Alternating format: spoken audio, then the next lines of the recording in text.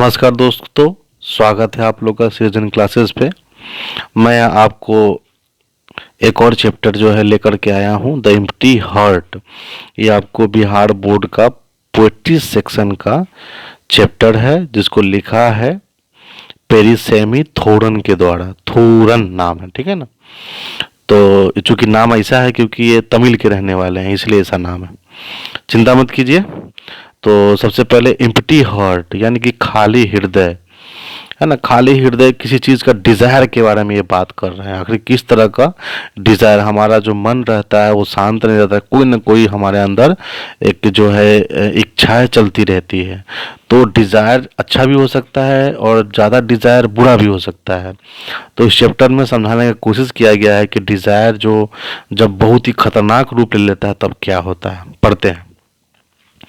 सबसे पहले हम लोग जो पोएट हैं उसके जीवन के बारे में जान लेते हैं, उनका क्या योगदान रहा लिटरेचर के क्षेत्र में, वो पढ़ लेते हैं। इनका जन्म जो है वो 1908 में हुआ था और 1987 में इनकी मृत्यु हो गई थी, ठीक है ना। ये कि 19th सेंचुरी के ये जो कवि हैं और ये तमिल राइटर थे और ये फेमस हुए हैं शॉर्ट स्टोरी और पोएम लिखने के लिए, ठीक है। और ये कहने का मतलब है कि ये जो एक 10 वॉल्यूम का बड़ा सा इनसाइक्लोपीडिया लिखे थे तमिल भाषा में, जिनका नाम है कलाई काजिंजियम, ठीक है। तो तमिल का थोड़ा प्रोनाउंस करने में दिक्कत होता ही है। उसके बाद इन्होंने और भी बच्चों के लिए इंसाइक्लोपीडिया लिखा, ठीक है। उसके बाद ए मास्टर ऑफ स्टाइल थूरन, तो ये सब इनको अच्छा प्रोजर पोएम है, यानी प्रोज भी इन्होंने लिखा और पोएम भी और सोनेट भी लिखा इन्होंने। उसके बाद इनका कुछ और है, जैसे कि इल्तमाजिया, तुरान, कविताग्य, ये सब पोएम है। और ये ऐसे भी लिखे हैं, शॉर्ट स्टोरी भी लिखे हैं। तो इनको जो है कई अवार्डों से भी पुरस्कार किया गया। भारत ने भी इसको पद्म भूषण से इनको पुरस्कार दिया गया है। और एक तमिलनाडु की सरकार ने कलम मामानी, है ना, कलम मामनी एक पुरस्कार तमिलनाडु में दिया जाता है लिटरेचर के क्षेत्र में, वो भी इनको मिला है।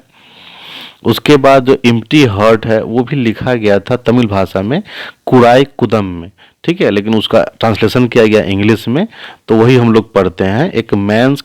एक आदमी के लालच के बारे में, और आदमी का लालच और डिज़ायर इतना खतरनाक होता है कि क्या हो जाता है, पढ़ते हैं, ठीक है। तो सबसे पहले हम लोग क्या करेंगे, लाइन बाय लाइन इसको रीड करेंगे और लाइन बाय लाइन उसका हिंदी समझते चले जाएंगे। तो है सबसे पहले आपको ये पोएम देखिए, द एम्प्टी हार्ट दिया हुआ है और यहाँ से इसका पैराग्राफ चालू होता है। The man was rich but not content, morning noon and night he went to the wish ailing tree and prayed, O Kalpaka, I seek your aid. All I want is a pot of gold. तो वो जो आदमी है वो आदमी गरीब था, तो रिच था, सॉरी गरीब नहीं था, रिच था। वो आदमी बहुत ही अमीर था, उतना भी अमीर नहीं था लेकिन संतुष्ट नहीं था। कंटेंट मतलब होता है संतुष्ट ना होना। सुबह शाम रात वो एक ऐसे पेड़ के पास जाता था, यानी कि विश एल्डिंग ट्री, है ना, कल्प वृक्ष उसको बोला जाता है। कैसे हम लोग बरगद के पेड़ की पूजा करते हैं, पीपल के पेड़ की पूजा करते हैं, उसी प्रकार से।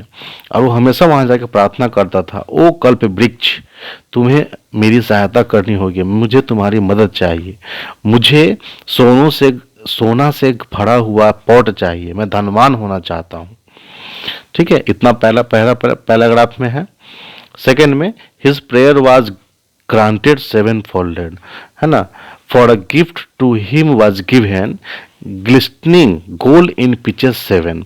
तो उसकी प्रार्थना स्वीकार कर ली जाती है कल्प वृक्ष के द्वारा, यानी कि सात सात सेवन फोल्डेड, यानी कि 7 बार उस बोलता है, तो 7 तरह से उसका जो है शाश्वत जो प्रणाम करता है, और इसलिए उसको जो है 7 जो होता है गोल्ड का पिक्चर्स गिफ्ट के रूप में मिलता है, उपहार के रूप में मिलता है। तो उसे क्या मिलता है, सोने के सिक्कों से चमकता हुआ 5 घड़ा, जो बिल्कुल गर्दन तक फुल था, भरा हुआ था। फिर आगे है 7 सिल्वर पिचेस, ठीक है। तो यहाँ पे आप लोग लिखा हुआ है सिल्वर का था, 7 सिल्वर पीचेस, यानी कि जो पिच यानी बर्तन जो था, वो जो घड़ा था वो सिल्वर का था, लेकिन उसके अंदर जो सिक्का था वो सोने का था, याद रखिएगा। तो 7 सिल्वर पिचेस पर now with him each with gold coins fill to the brim, यानी कि उसके गर्दन तक भरा हुआ था सोना का सिक्का। But the tree unkind took in to his mind, लेकिन उस पेड़ ने उसके दिमाग में एक बार डाल दिया, और एक चीज 8वां घड़ा भी उसको दिया गया जो कि आधा भरा हुआ था, है ना, 8वां घड़ा हुआ था। उसकी परीक्षा लेना चाहते थे, कल्प वृक्ष है सो उसकी परीक्षा लेना चाहते थे, इसलिए 8वां जो घड़ा था वो खाली था।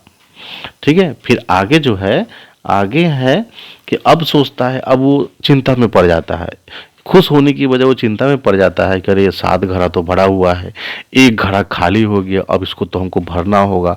ठीक है, अब उसी चिंता में, है ना, वो डूब जाता है।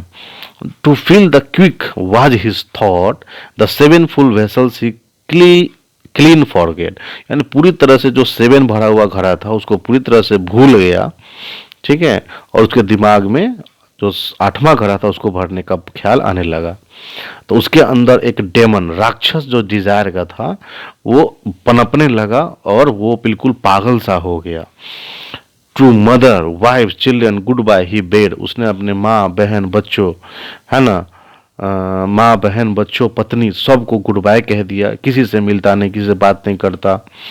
ही रोज बिफोर क्रो पास्ट मिडनाइट ही वर्ड, यानी कि सुबह वो उठता, मुर्गा के बोलने से पहले उठ जाता, अर्धरात्रि में सोता, न वो खाना खाता, न वो सही से पीता पानी, उसके बाद और सोता भी नहीं था वो, यानी कि सही से सोता भी नहीं था, यानी कि चैन सुख जो होता है ना, धन की लालसा में, उस घड़े को भरने की लालसा में अपना चैन सुख खान पान जो है ना, मिलना जुलना, बिल्कुल मेहनत करना चालू कर दिया और किसी भी तरह से वो घड़ा भरना चाहता था।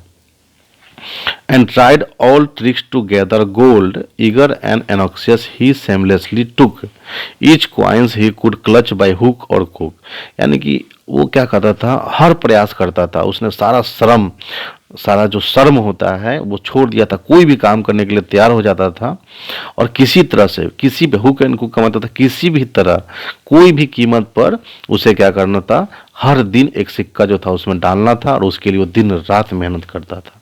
वो मेहनत करता गया, वो करता गया, कमजोर होता गया, होता गया, और अंत में इतना कमजोर हो गया कि वो मर भी जाता है। Harden he tried but died, लेकिन वो मर गया। Before he could quite fill the pot, यानी कि वो घड़ा भर भी नहीं पाया और वो मर गया। तो greed and endless but life is not, nothing is wrong with half fill purse, this is the wide in the heart that is the curse. तो कहने का इसका ये मतलब है कि हम लोग क्या करते हैं ना, कि धन के लालच में बहुत परिश्रम करते हैं, बहुत ज़्यादा परिश्रम करते हैं, और अपना घर भरने के लिए करप्शन करते हैं, गलत गलत काम करते हैं, किसी को धोखा देते हैं, पैसा ऐंठने का काम करते हैं, तो ये सब बहुत सारा काम होने लगता है।